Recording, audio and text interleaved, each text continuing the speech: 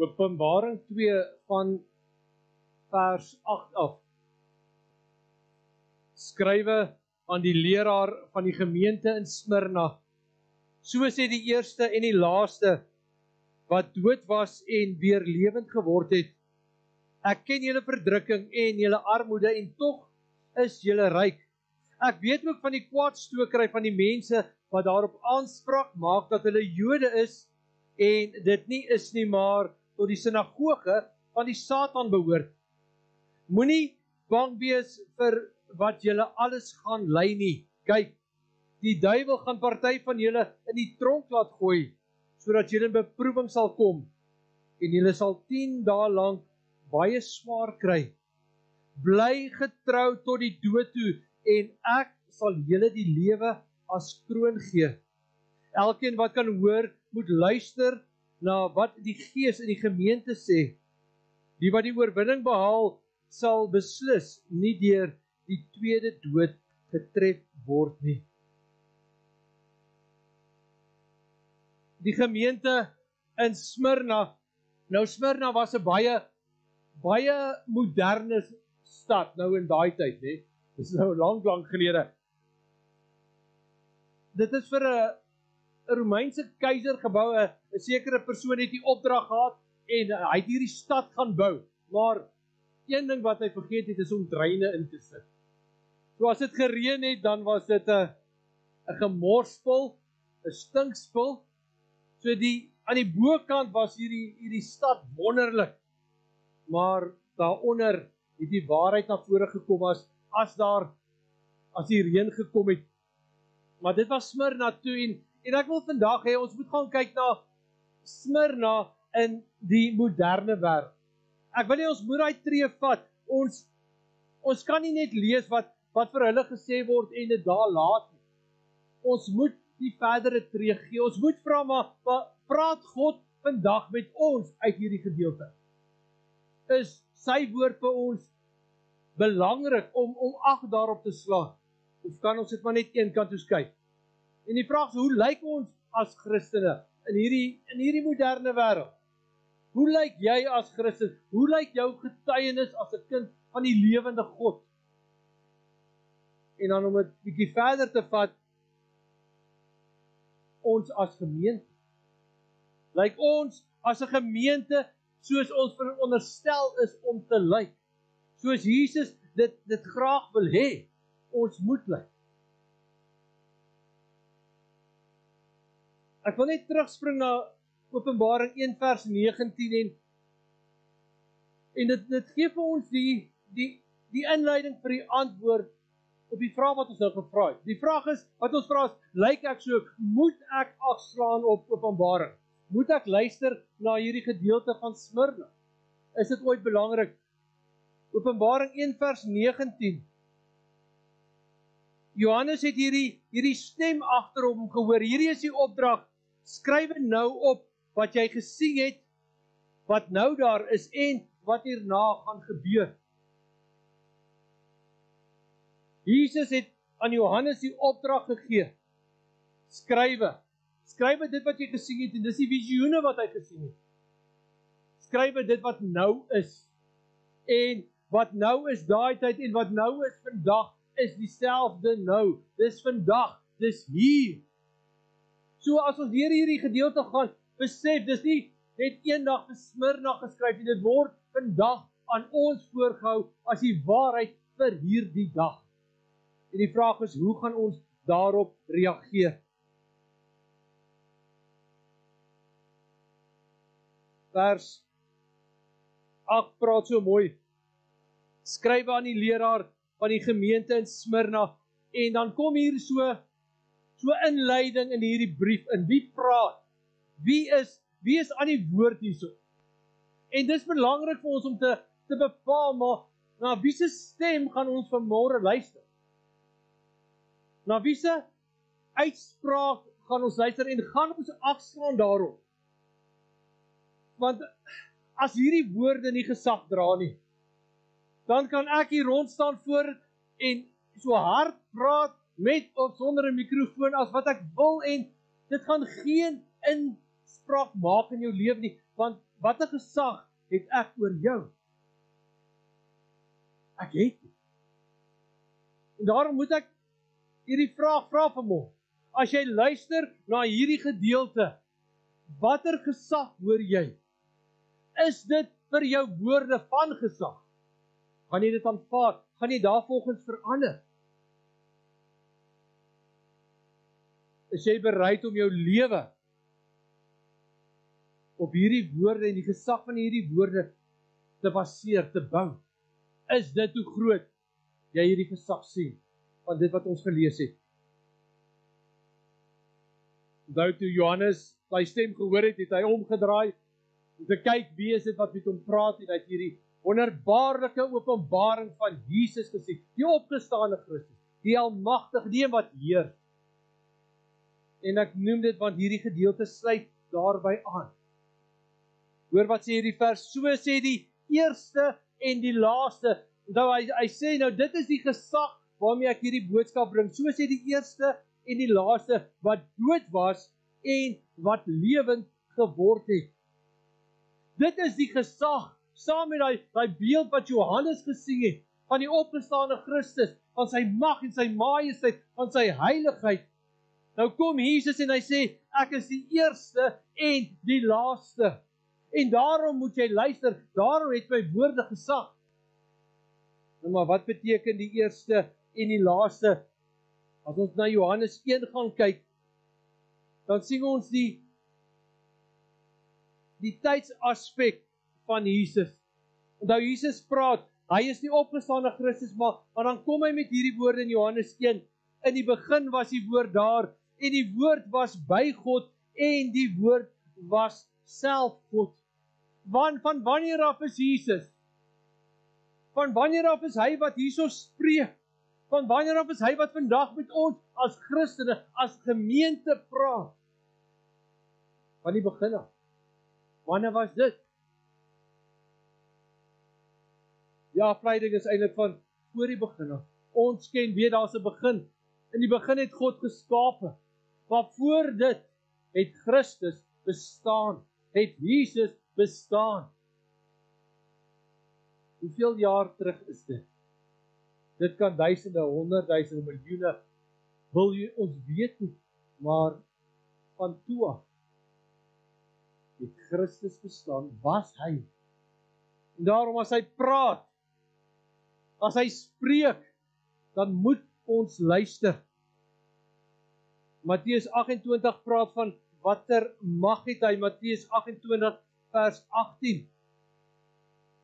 Hoor wat sê Jesus? Dis nadat hy opgestaan het, Jesus kom toe nader en sê vir hulle, aan my is alle mag gegee in die hemel en op die aarde. As hy praat, gaan ons luister. Alle mag in die hemel en op die aarde is aan Jesus gegee. Hy sê dit daar, aan my is alle mag gegee. En hy het al die mag. En dit wat hy toegesê het, is ook wat hy vandag vir ons sê. Aan my is alle mag gegee in die hemel en op die aarde. Daar is miskien 'n vraag oor sy gesag. Efesiërs 1 vers 22. Hy praat, hier word na Jesus verwys, aan hom het God alles onderwerp. Aan Jesus Christus is alles onderwerp. Hom bo alles verhef en hom aangestel as hoof van die kerk. Hoor hier, die kerk is sy liggaam, die volheid van hom wat alles in almal vervul. As jy dit hoor en jy hoor Jesus spreek, gaan jy luister. Alle mag is aan hom gegee. Verseker moet ek luister. Maar hy's aangestel as hoof van die kerk. Dis ons. Die kerk is ons wat bely Jesus is die Here. Wat glo in hom, wat by mekaar kom op 'n Sondag om te aanbid, om na mekaar om te sien, mekaar te dra. Aan hom is alle mag gegee. So as Jesus spreek, sal jy luister. As Jesus jou oproep, gaan jy gehoor gee. En dit is ons vraag. En dis die vraag wat ons vandag moet vra. So hou dit in gedagte, ons kom nou daarby. So hy sê ek is die eerste. En ons nou gelees, hy is die eerste in posisie, eerste in tyd, eerste in mag, in gesag. Hy is die eerste. Maar dan sê dit ook, hy is die laaste. En dit is so mooi verwysing na, hy is die laaste, want Jesus is die konklusie van die geskiedenis. Dis vreemd. Maar by die skepping was hy daar. Alles het deur hom tot stand gekom. Nou, as hy sê ek is die laaste, dan sê hy, maar ek is ook die konklusie van hierdie wêreld. Hoor jy? Wanneer gaan hierdie wêreld se bestaan ophou? Soos ons dit ken as wêreld. Wanneer wie kom? Wanneer Jesus terugkom. As hy terugkom, dan word hierdie hemel en hierdie aarde word vernietig. Daar's 'n nuwe hemel en 'n nuwe aarde. So die konklusie is by Jesus, is in sy hande, is onder sy mag gestel. Ons vrees altyd hier gaan 'n meteoriet die aarde tref en dan gaan daar nie meer sonskyn wees nie, dan gaan die lug wees nie, al die plante gaan sterf. As die plante doodgaan, dan gaan ons niks hê om te eet nie. Hierdie verskriklike doomsday scenario, maar alles is in Jesus se hande. Hy is die laaste, hy is die konklusie, die uitloop, die hoogtepunt. Nou dink aan hy hoogtepunt as Jesus weer kom. As hy sê, ek het julle kom haal. Ek het jou kom haal, want jy behoort aan my, jy was getrou aan my, jy is my kind. Maar 'n mooi voorbeeld is soos 'n simfonie, wat opbou, hy begin saggies. Ek het nou nie vir julle die naam van die simfonie wat in my kop is nie, maar hy begin saggies en hy bou op, en hy bou op, en hy bou op, dan het hy hierdie dramatiese einde. En dit is hoe ons na die geskiedenis kan kyk. Dit begin met Jesus. Alles is geskaap. Jesus wat na hierdie aarde toe gestuur word. Hy wat opvaar na die hemel, en wat hy sê, maar ek kom weer.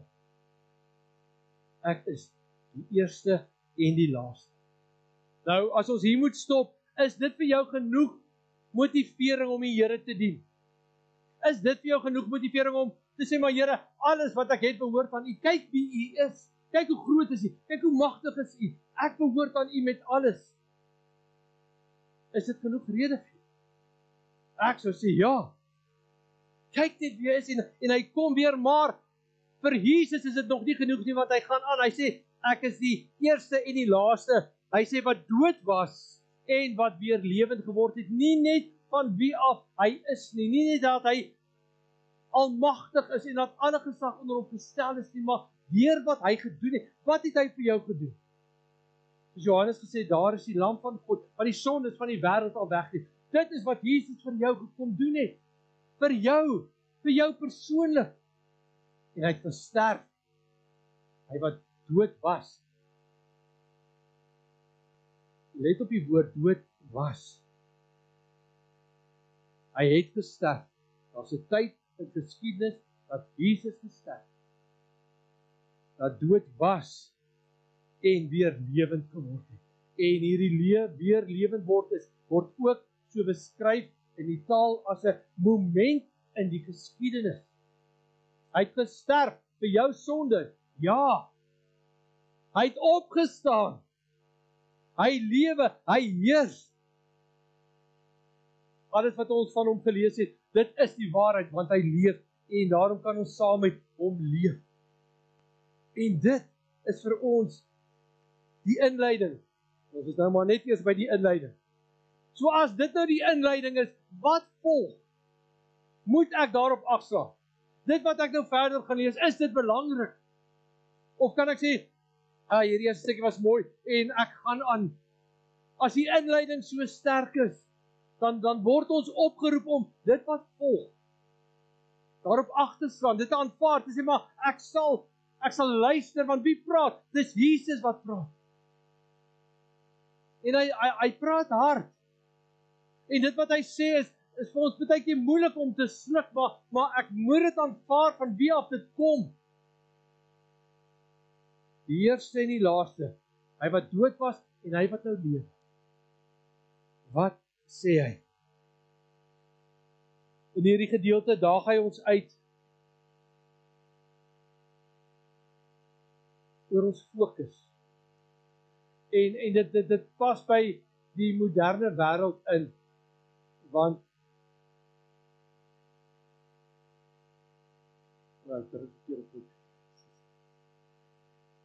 dit pas by ons moderne wêreld in, want as Jesus nou na jou toe kom en hy sê, ek is die eerste en die laaste, die begin en die einde, ek het gesterf en ek lewe. Dan vra hy, wat gaan jy nou met jou lewe doen? Wat gaan jy nou met my in hierdie realiteit van ons lewe doen? En daarom hierdie oproep om te vra, maar wat is my fokus? Dink aan jou lewe. Dink aan, waarop het jy gefokus in hierdie week wat verby is? Die uitdaging op die plaas. Probleme in 'n gesin, in 'n familie. Vrees vir die toekoms.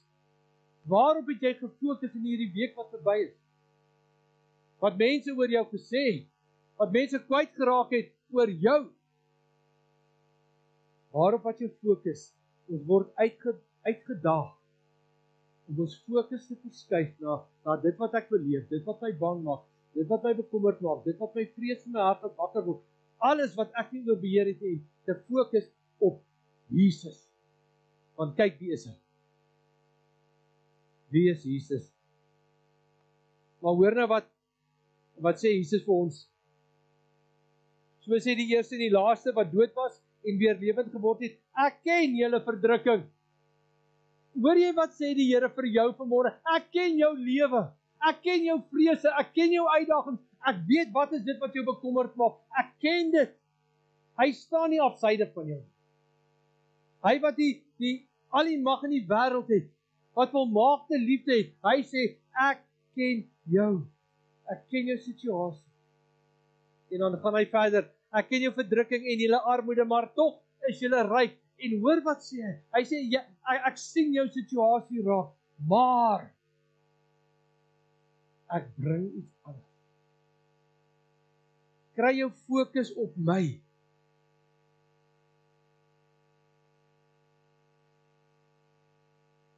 Ek ken. Ek weet ook van die kwaadstokery. Dit wat mense sê, wat mense teen jou sê, wat mense teen jou probeer afdwing. Ek weet ook van die kwaadstokery van mense wat daarop aanspraak maak dat hulle Jode is. Hy weet, hy ken, hy weet. Hy is in beheer. Hy regeer. En as hy vir my sê, ek ken en ek weet en ek besef, maar wie is dit wat met my praat? Sê, Here, dis reg. Solank u net notisie daarvan neem. Here, sien wat ek aangemaak, wat ek aangedoen word. Sien my uitdagings. En dan eindig hy, ek sal vir julle die lewe gee. Ek sal vir julle die kroon van die lewe gee. Hy sê, ek ken, ek weet, ek sien raak. My belofte is, ek sal vir jou die kroon van die lewe gee. En dit is ons fokus. Dit is ons uitdaging. Sien Jesus.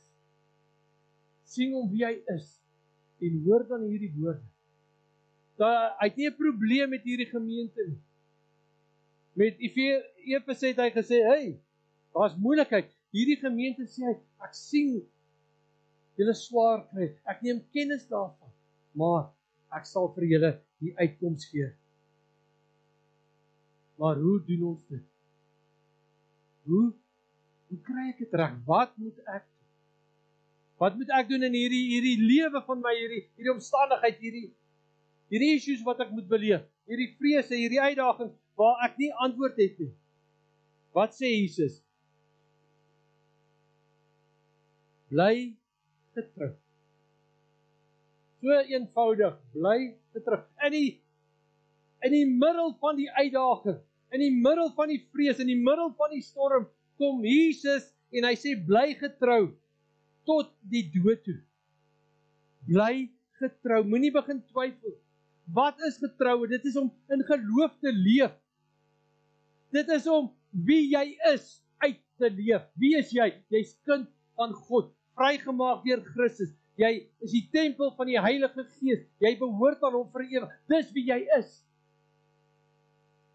Bly daaraan getrou. Bly getrou aan sy woord. Bly getrou wat hy vir jou sê. Hou vas aan hom.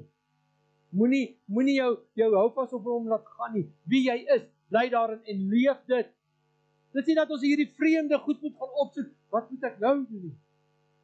Basies, reguit vorentoe, straight forward. Bly getrou. Bly getrou in die Here. Bly getrou in jou geloof. En sê dan gee ek vir jou die lewe as kroon. As jy vanmôre die Christelike lewe kan uitbeeld, dan sê dit is hoe ek die Christelike lewe sal sien. Is dit hierdie wonderlike wandeling langs 'n kabbelende stroompie terwyl jy lekker roomys in jou hand het?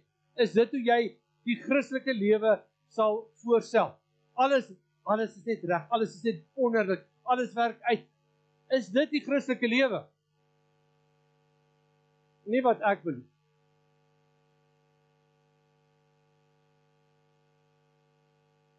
Die Christelike lewe is uitdagend. Wat sê Jesus? Verloon jouself, tel op jou kruis en volg my. Nie van gaan loop langs 'n kabbelende riviertjie en wees bly. As dit so werk, wees bly. Maar die uitdaging is, verloon jouself, tel op jou kruis en volg my. Dis uitdagend om jouself te verloon, dis uitdagend om alles eenkant te stel en te sê, maar fokus op Jesus. Want kyk, wie is Jesus? Uitdagend, verseker. Dit vra baie. Christendom vra baie. Dit is eintlik die waarheid. Christendom vra alles. Nie bietjie hier vir die Here en bietjie daar vir die wêreld nie. Bietjie hier vir die Here en baie vir die wêreld nie. Hy vra alles. En dis ons uitdaging vir môre. Van kyk na Christendom, dis uitdagend. Hy vra alles. Dan is daar nog 'n oppositie ook. Want die duiwel wil nie hê jy moet glo nie. Die duiwel sê, hoekom glo jy hierdie stories? Hoekom aanvaar jy as daar staan, hy is die eerste en die laaste, hy wat dood was en weer lewend. Hoe kan jy dit aanvaar? Die duiwel wil nie hê jy moet glo nie. Hy loop rond soos 'n brullende leeu. Maar Jakobus sê ook, hy sal van jou af weg. Maar dis 'n bedreiging. Dit is wat hierdie gemeente beleef het. Mense het hulle vervolg, mense het hulle belaster, mense het teen hulle gepraat. Die Here sê, hou vas, bly getrou. Die wêreld is oppositie. Gaan môre, as jy my nie glo nie, gaan môre. Stap na iemand wat jy nie ken nie en sê vir hulle, ek wil vir jou vertel, van wie is die eerste en die laaste? Hy wat dood was en hy wat nou lewe. Kyk wat is die reaksie. Kyk of hulle gaan sê, ek is so bly met my kom praat. Dit kan so wees. Maar daar is ook 'n kans dat hulle gaan sê, ek praat nie oor daai goed. Staan 'n bietjie, hier's 'n uitdaging. Staan 'n bietjie by 'n braaivleisvuur. Volgende keer as julle saam braai, praat bietjie oor die vers wat jy die oggend in Bybelstudie gelees het. Praat bietjie oor die grootheid van God in jou lewe. Kyk wat is die reaksie. Dis nie slegte mense nie, dis jou vriende, maar kyk hoe reageer hulle. Gaan hulle aanvaar dit wat jy sê? Of gaan hulle sê, nee, dis by 'n braaivleisvuur praat jy nie godsdienst nie, jy praat nie politiek nie, jy praat nie sport nie. Die wêreld wil nie hê ons moet sê, die eerste en die laaste is Jesus nie. Daar is druk teen ons, nou wat gaan ons doen? Die uitdaging is, bly getrou. Punt. As jy wonder, wat moet ek doen? Bly getrou. Hoe gaan ek dit benader? Bly getrou. Want hoor vandag, die stem wat met jou praat, die stem wat deur eeue heen kom, en vandag op jou fokus, en dit vir jou sê, ek is die eerste, en ek is die laaste. Ek was dood, en ek lewe. Ek is Jesus wat al die mag het. Ek het vir jou gesterf, sodat jy my kan ken. Jesus word ons fokus. Nie my werk nie, nie my gesin nie, nie my toekoms nie. Jesus is my fokus. Jesus en Jesus alleen. Die ander val in plek, maar dit begin by hom. Hy is my fokus. En as Jesus my fokus is, dan is hy ons belangrikheid. Dan gaan ek nie bang wees vir 'n bedreiging. Dan gaan ek nie bang wees vir hierdie uitdaging oor Christendom nie. Ek gaan nie bang wees wat mense gaan sê nie. Ek gaan nie bang wees wat mense gaan doen nie. Ek gaan nie bang wees vir die bose nie. Ek gaan nie bang wees vir die wêreld nie, want my fokus is Jesus Christus. Hy is. Sy naam in die Ou Testament, Jahwe, ek is. En hy is ons fokus. Mag ons so leef. Mag jy so leef. As die wêreld teen jou is. Ek ken julle verdrukking. Ek weet ook van julle van die kwaadstokery, van die mense wat daarop aanspraak maak dat hulle Jode is. Moenie bang wees dat hulle alles gaan lei nie. Kyk, die duiwel gaan party van julle die tronk gooi. Dit sal net 10 dae lank duur. Hoe kan hy dit sê? Dit gaan net 10 dae lank duur. Hy is in die. Hy is in die. Wat gaan julle vir Henry leer? Begin by Openbaring. Ek verstaan, begin by Openbaring. Leer vir hom Openbaring. Julle het gehoor van die verbond. Jare terug het God 'n belofte gemaak. Hy sal julle God wees. En hy sal Henry se God wees. En julle sal hom dien en Henry sal hom dien. En hoor vandag hierdie oproep. Nou moet julle dit sigbaar gaan lewe. Julle moet nou vir die wêreld gaan wys. So maak ons seën goed. Julle moet vir hom wys. Dis hoe jy die Here dien. Dis hoe jy Bybelstudie hou. Dis hoe jy die Here vertrou. Dit is hoe jy in moeilike omstandighede na die Here toe hardloop en aan hom vashou. Want hoekom? Hy is die eerste, hy is die laaste. Hy is die wat gesterf het, hy is die wat leef. En hy gaan dit in julle lewens sien en hy gaan glo. Want God het gesê, ek het.